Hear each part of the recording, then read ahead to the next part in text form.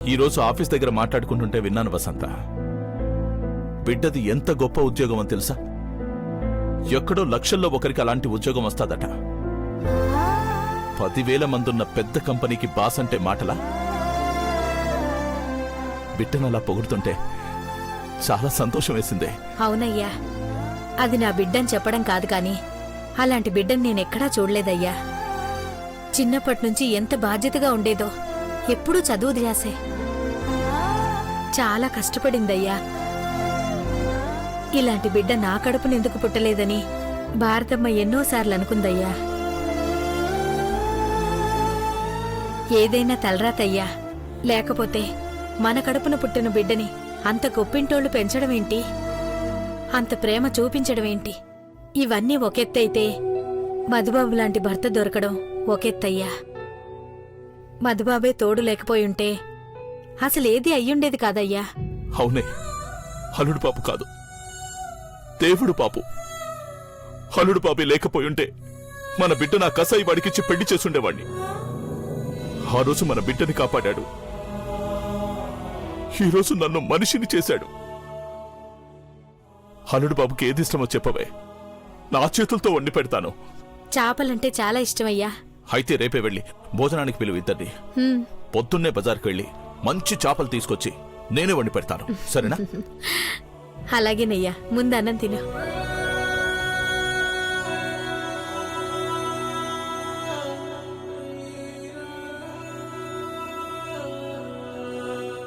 మా ఆస్తులకు సంబంధించిన కంప్లీట్ డాక్యుమెంట్స్ రెడీ చేయండి. ఓకే, ఉంటాను. ఏమండి, మాట్లాడారా? ఇప్పుడే లాయర్ గారితో మాట్లాడాను భారతి. రేపటికల్లా డాక్యుమెంట్స్ రెడీ చేస్తా అన్నారు. నేను కొంచెం తొందరపడ్డానేమోనండి. ఆ రోజు నేను మాట ఇవ్వకపోయింటే ఈ రోజు ఈ పరిస్థితి వచ్చిండేది కాదు. క్షమించండి. చిచి, క్షమించడానికి నువ్వేం తప్పు చేసావు భారతి? ఆ రోజు నువ్వు ఆ మాట ఇవ్వకపోయి ఉంటే కోమలి వెళ్ళిపోయి ఉండేది. మళ్లీ కుటుంబం ఎక్కడ ముక్కలైపోతుందన్న భయంతో మాటిచ్చాం. ఏం చేసినా కుటుంబం కోసమే కదా. అయినా ఆస్తి ఏమైనా పరాయి వాళ్ళకి రాస్తున్నావా? మన కోట్ల పేరు మీద కదా. ఏంటన్నా ఆస్తులు రాయడం గురించి ఏదో మాట్లాడుతున్నారు? ఇప్పుడు ఆ ప్రస్తావన ఎందుకు నాన్నా? తరుణ్, నువ్వు ఈ విషయాల్లో ఏమీ కలుగ చేసుకోవద్దు. భారతి, వాడికి కూడా తెలియాలి కదా, దాపరికం ఎందుకు? రేయ్, మన ఆస్తంతా సరియు పేరు మీద రాస్తున్నాం.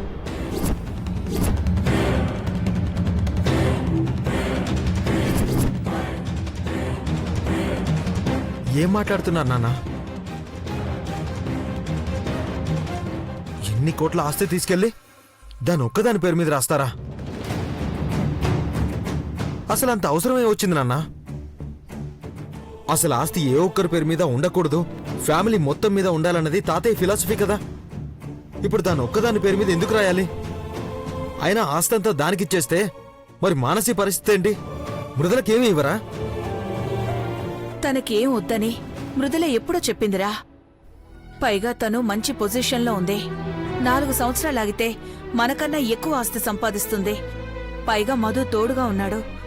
మృదుల గురించి ఆలోచించాల్సిన అవసరమే లేదు. ఇప్పుడు ఆలోచించాల్సింది నీ పెళ్లి గురించేరా. ఏదైనా గొడవ జరిగి పెళ్లి ఆగిపోతే పరువు పోతుందిరా. ఎందుకు ఆగుతుందమ్మా? ఎందుకు ఆగుతుంది చెప్పు? అంటే ఆస్తి రాయకపోతే పెళ్లి చేసుకోదా? నాకంటే ఆస్తే ముఖ్యం అనుకునేదాన్ని నేనెందుకు పెళ్లి చేసుకోవాలి? అసలు ఈ పెళ్లే వద్దమ్మా. అదిగో ఆ మాటే వద్దనేది. పెద్దత్తయ్యని దూరం చేసుకుని ఎన్నాళ్లు బాధపడ్డాం. ఇప్పుడు చిన్నత్తయ్యని కూడా దూరం చేసుకుని బాధపడమంటావా? ఇదిగో ఈ వీక్నెస్ ని పట్టుకునే వాళ్ళు మనతో ఆడుకుంటున్నారమ్మా.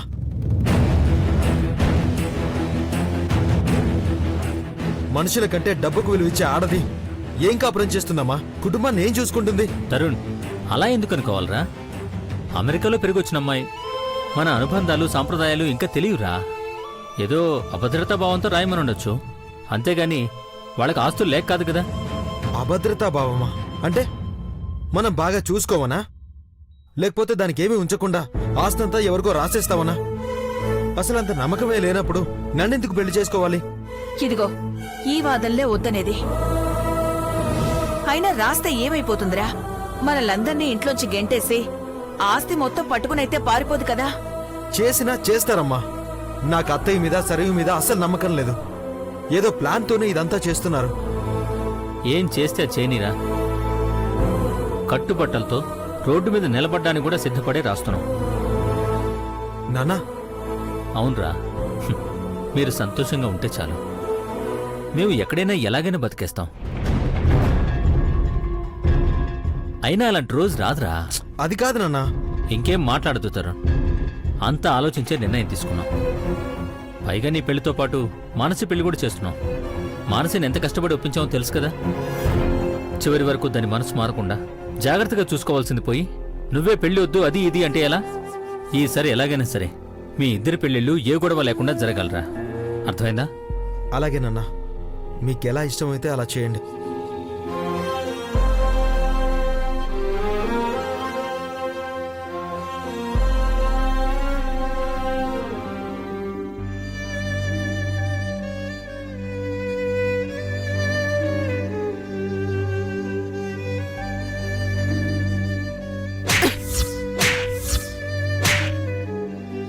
అసలు ఇదెవరు నాకు సాయం చేయడానికి?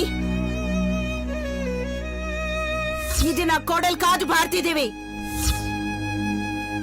నాకు నీ రిఫరెన్స్ లో అక్కర్లేదు, వాళ్ళు చేసే ఇన్వెస్ట్మెంట్ లో అక్కర్లేదు.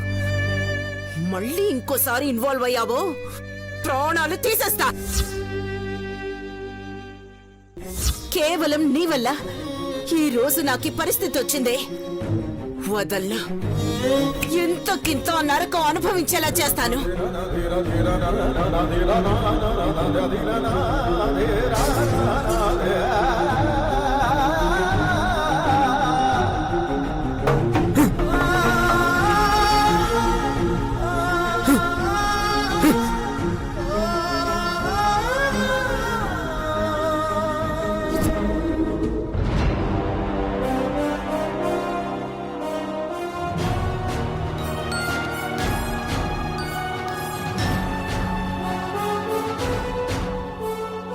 అన్నా ఏమైంది?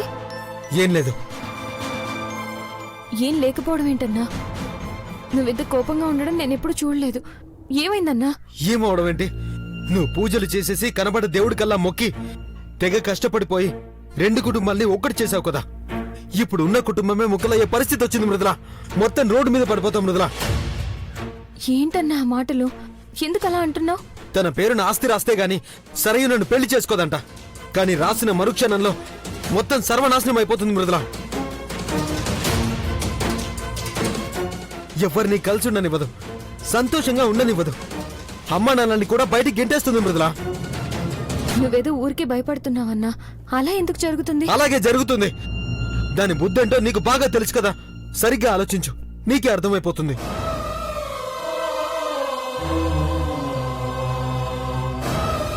అమ్మ నాన్నలు ఏం చేసినా ఆలోచించి చేస్తారు కదా. ఆలోచించి కాదు, అన్నింటికీ సిద్ధపడిపోయి చేస్తున్నారు. నాన్నకు కూడా ఆస్తి రాసి ఇవ్వడం ఇష్టం లేదు మృదుల. కానీ కోమలత్త దూరం అయిపోతుందన్న భయంతో రాసేస్తానంటున్నారు. కానీ రాసిన తర్వాత కూడా జరిగేది అదే. తనయ్యని ఎంతలా ప్రేమించానో నీకు తెలుసు కదా. నా ప్రేమని కూడా చంపుకుని సరైన పెళ్లి చేసుకోవడానికి ఎందుకు ఒప్పుకున్నాను? కుటుంబం ముక్కలు కాకూడదనే కదా. కానీ ఇప్పుడు అదే జరుగుతుంటే ఎందుకు ఈ పెళ్లి చేసుకోవాలి? ఎందుకు నా మనసుని ప్రేమని చంపుకోవాలి? అన్నా, అన్నా ఆగు. వదలు. ఏంటిది? అన్నా ఆగు. అన్నయ్య ఆగు. ఎందుకింత ఆవేశం?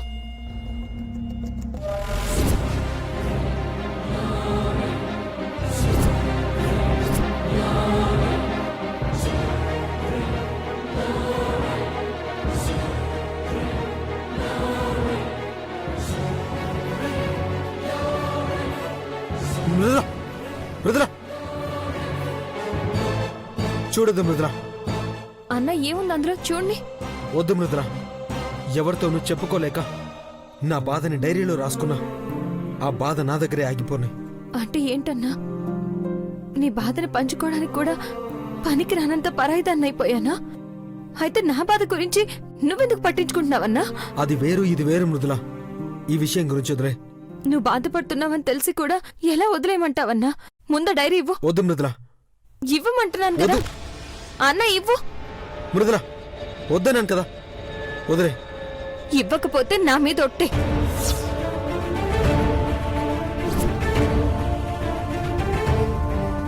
మృదుల వద్దన్నాను కదా. ఇవ్వు.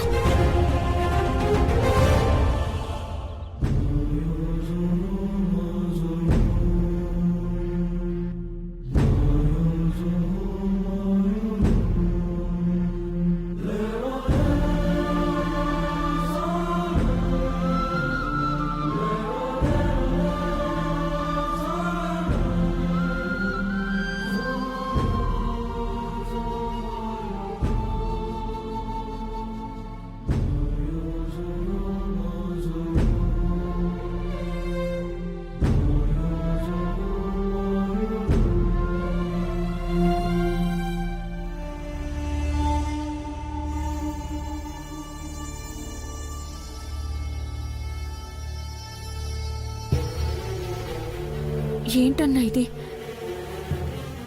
ఇంకా నువ్వు తనే అని మర్చిపోలేదా? ఎలా మర్చిపోగలను మృదుల? మొదటి ప్రేమను మర్చిపోవడం ఎవరికైనా సాధ్యమవుతుందా? పైకి మాత్రమే ఈ నవ్వులు సరదాలు. తనని మర్చిపోలేక, మనసుని చంపుకోలేక ఎంత నరకం అనుభవిస్తున్నానో నాకు మాత్రమే తెలుసు. అక్కడ తనయ పరిస్థితి కూడా అంతే. ఇద్దరం ప్రతిక్షణం చేస్తూ బతుకుతున్నాం. ఇద్దరం ఇంత త్యాగం చేసి ఇంత బాధని అనుభవిస్తున్నది ఎందుకు? కుటుంబం అంతా బాగుండాలనే కదా. కానీ ఈ పెళ్లి చేసుకుంటే కుటుంబం అస్సలు బాగోదు మృదుల. నిజంగా దాని పేరు మీద ఆస్తి రాసి అందరం విడిపోయే పరిస్థితి వస్తే ప్రాణాలతో ఉండను మృదుల. మనసుని ఎప్పుడో చంపేసుకున్నాను, ఇప్పుడు మనిషిని కూడా చేస్తా. అన్నా అన్నా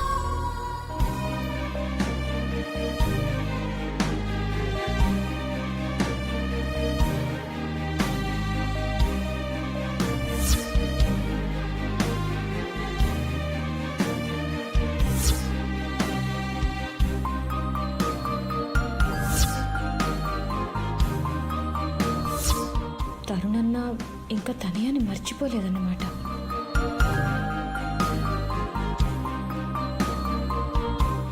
మృదులా, వస్తున్నాను మధు గారు.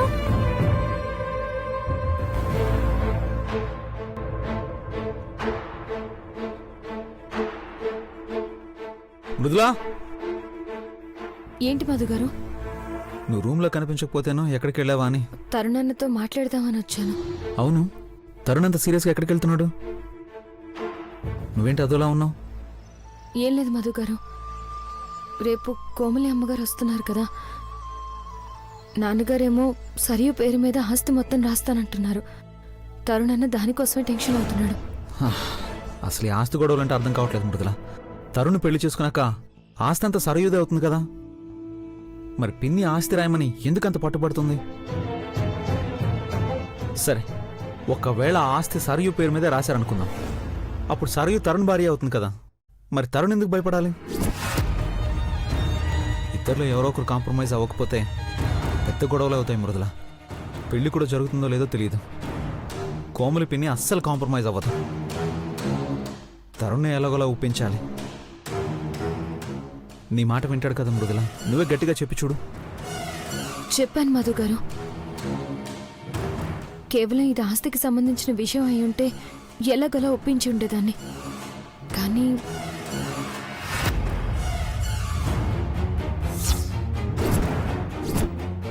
మనసుని ఎప్పుడో చంపేసుకున్నాను, ఇప్పుడు మనిషిని కూడా చేస్తా. అన్నా అన్నా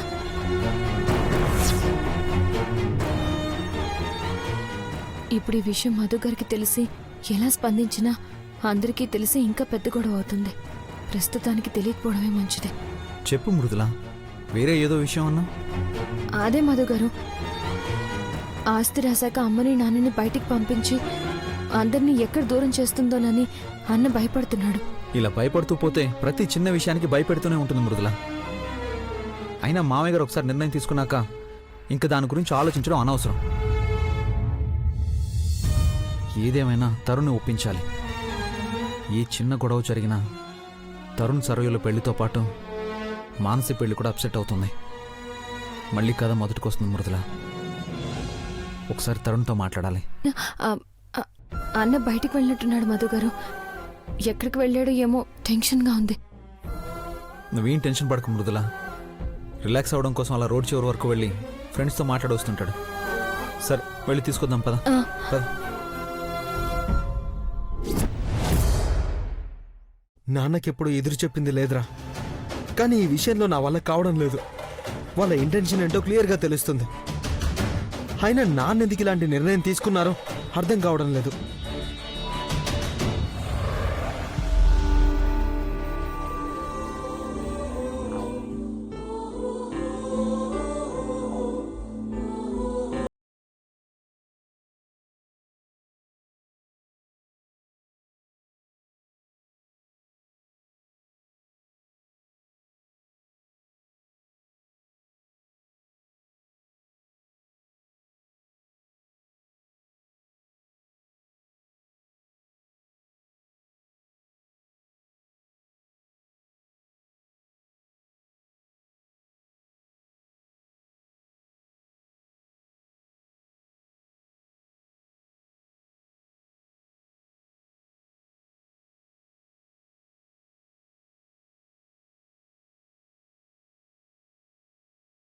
సరయు అందరి జీవితాలతో ఆడుకుంటుంది, ఎవరిని సంతోషంగా ఉండనివ్వదు. నాన్నకి చెప్తే అర్థం కావడం లేదు.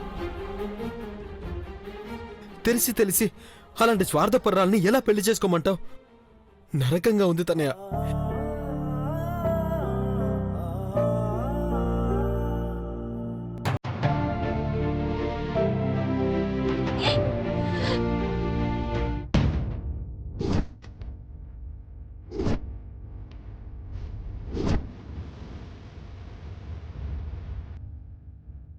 ఇప్పుడు ఈ ఇద్దరిని చూస్తే అనవసరంగా గొడవ జరుగుతుంది. ఏం చేయాలి? పొద్దున్నే నాన్నతో మరొకసారి మాట్లాడతా. నాన్న కాదంటే మాత్రం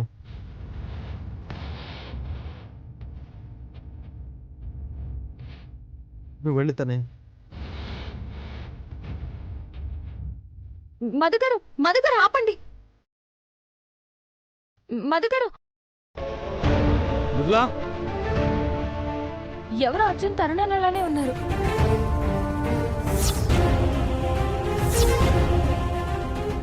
బాయ్ తరుణ్. బాయ్ తరుణ్. బావా మీరేంటి ఇక్కడ? నీకోసమే. నువ్వు ఇంట్లో కనబడక కంగారు పడుతుంటే వెతుక్కుంటే ఇక్కడికి వచ్చాం. నువ్వు ఇక్కడేం చేస్తున్నావు? మనసేం బాలేదు బావా. ఫ్రెండ్ వస్తే మాట్లాడదామని బయటకు వచ్చాను. నువ్వెందుకు ఇంత టెన్షన్ పడుతున్నావు తరుణ్? అదంతా మావయ్య చూసుకుంటారు కదా. ఆస్తి దాని పేరున రాస్తే చూసుకోవడానికి ఇంకేం మిగలదు బావా. చెట్టుకొకరిని పుట్టకొకరిని తరిమి కొడుతుంది చూడు. అందుకని నువ్విప్పుడు బాధపడిపోయి రోడ్డు మీదకి రావాలా? ఏదన్నా రాసి పెట్టినట్టు జరుగుతుందన్నా ఎవరు దేన్ని మార్చలేరు. ముందింటికి వెళ్దాం పత్తారు. పద రా. రా అన్నా.